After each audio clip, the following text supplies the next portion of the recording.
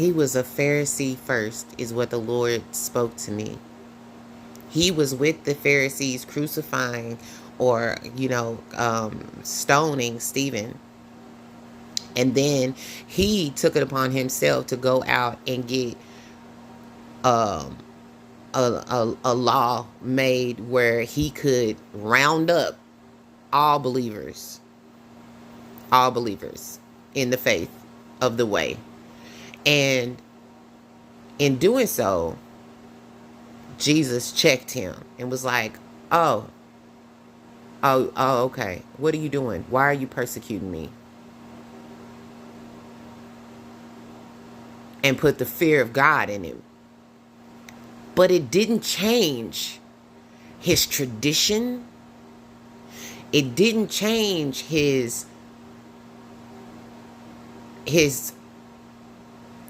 cultural thought processes or his order processes, because he was a soldier. It didn't change his thought processes in the order of there's got to be order, there's got to be rules, there's got to be regulations. And he would even come against, now I know he didn't agree with Peter, Philip and all of them, but they got along.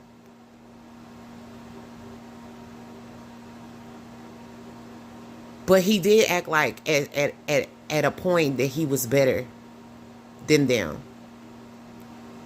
He did act like at a point seemed more like he was behaving self-righteously, like he had higher rank because he was chosen and he had to go through more. That didn't make him higher rank. That made him an example. In the court system, when you mess up, if it's election time, you about to be an example. And you about to be front page example. That doesn't make you higher rank. That doesn't make you better than somebody. He had arguments with Peter and them, the disciples, the 12 disciples that were chosen by God. No, they were not perfect. None of us are. But God chose them just the same as he chose Paul. But he chose Paul for a different reason.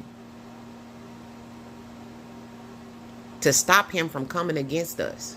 To break the legs from that religious spirit coming against us. And put the religious spirit in the community of the believers.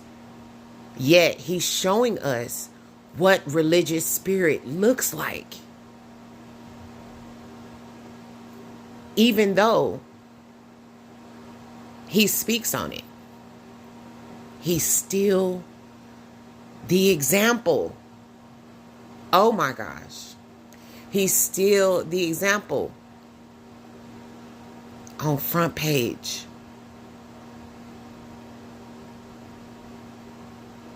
It's just like the church gathering place. All the rules, all the regulations, all the orders, all the demands on how you are to worship Jesus, when it's not their say, just because they went to Bible college doesn't make them over Jesus. And when they get in that leadership position, the self-righteous comes out. And they demonize people that do not walk in their way, that do not accept religion, that do not accept the rules, the guidelines, the schedules. It's not that we don't want to serve. It's not that we don't like you. We love you and we want to serve, but not to a system. We don't want to serve a demonic system. We want to serve Jesus And we want to follow his rules, his guidelines. Paul's rules are not Jesus's rules. Just because he wrote those scriptures doesn't mean that they are stuck in stone. God told us what he wanted us to know. He came here and he was an example, live in color. Why are we looking to apostles and to disciples to see what God told us and made plain? He showed us in person, in live in color. He showed them.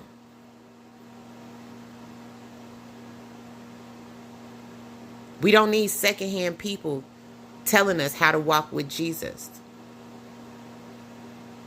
We don't need religious spirits telling us, oh, we can't hear him if it ain't coming like this. Or we hearing something else if it's coming like this. God meets you where you are. I did a lesson on this on my YouTube.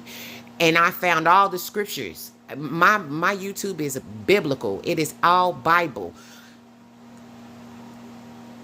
Not a religious spirit in hell can come against the lessons that the Lord and the assignments that the Lord has brought me to do.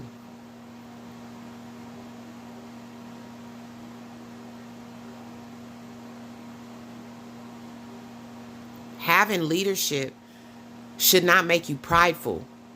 Having leadership should not make you think that you're better than your entire congregation.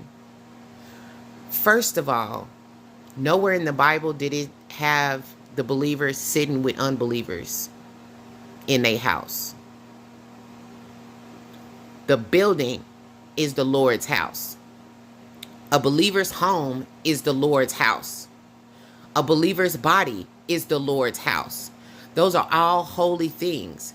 Yet the church, what they call the church building, is allowed witches, warlocks, secular people, people that aren't believers to sit amongst them. And the word says bad company corrupts good character, right? It's written that you don't sit amongst those that aren't willing to change, those that haven't made the decision to change already, those that have not been baptized. So when we don't decide to go into a building, it's because that's dangerous. And I'm not going to let a building and the people that's allowed to come in it corrupt my faith, corrupt my walk with Jesus. Because my walk with Jesus, he sees as righteous. He sees as upright. He doesn't see me as a stiff-necked individual that's disobedient and thinking that I'm holier than thou or better than someone else. He doesn't see me as an individual who wants their way and not give anybody else a chance. He sees me as a servant. He sees me as a leader. He sees me as what he truly desires for his church, his body, to be. And when I say church outright, I'm talking about his body. I'm talking about everybody, the people, the ones that we're supposed to love, our neighbors, the ones that we're supposed to care about and serve every day. The ones that are all supposed to have an opportunity to do their part, to serve in their way, their talents, their gifts, not what the church building deems good enough. God gave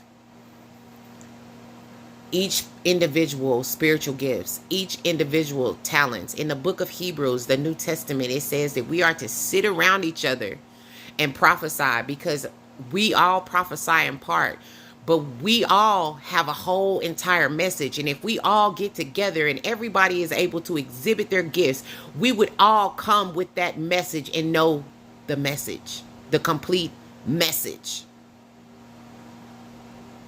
The complete message.